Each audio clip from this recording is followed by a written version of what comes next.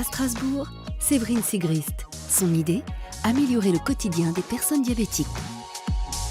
Aujourd'hui, quand on a besoin d'insuline, on est obligé de s'injecter, soit par stylo-injecteur, soit par pompe. Et donc le patient va devoir contrôler sa glycémie et en réponse, s'injecter de l'insuline.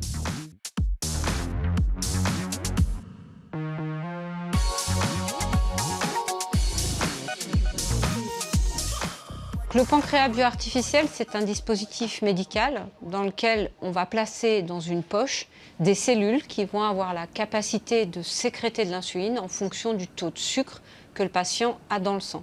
Donc les cellules dans le dispositif sont la partie biologique et le dispositif médical lui-même est la partie artificielle. Il n'y a plus d'intervention extérieure du patient puisque c'est les cellules elles-mêmes qui vont détecter le taux de sucre que le patient a dans le sang et qui en réponse vont sécréter l'insuline.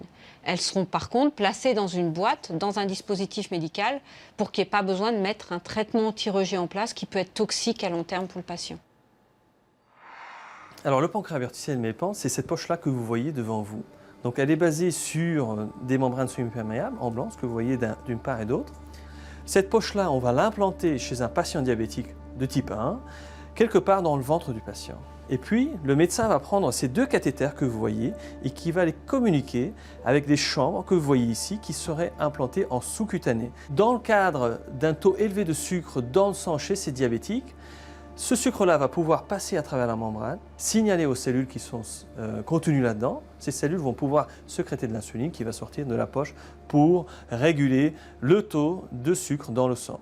L'idée du pancréas bioartificiel, il y en a eu plein qui ont échoué au cours du temps. Donc on est encore sur une technologie qui est risquée et qu'il va falloir dérisquer au travers de nos études précliniques qui ont lieu actuellement, au travers des études de biocompatibilité et au travers des études cliniques qui auront lieu à la fin de l'année prochaine.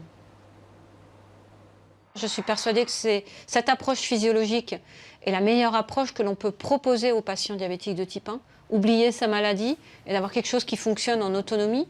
J'y crois doublement parce que l'approche biologique, c'est celle qui a donné, depuis qu'on la teste, les meilleurs résultats, c'est-à-dire des cellules qui vont répondre à ce taux de sucre et qui vont elles-mêmes sécréter l'insuline. Et j'y crois malgré toutes les étapes difficiles qui ont été traversées et les verrous technologiques qu'on a dû lever et ceux qu'on doit encore lever. La plus belle récompense, c'est que demain, un patient vienne nous dire « Eh bien, ça marche, c'est génial, vous avez changé notre vie ».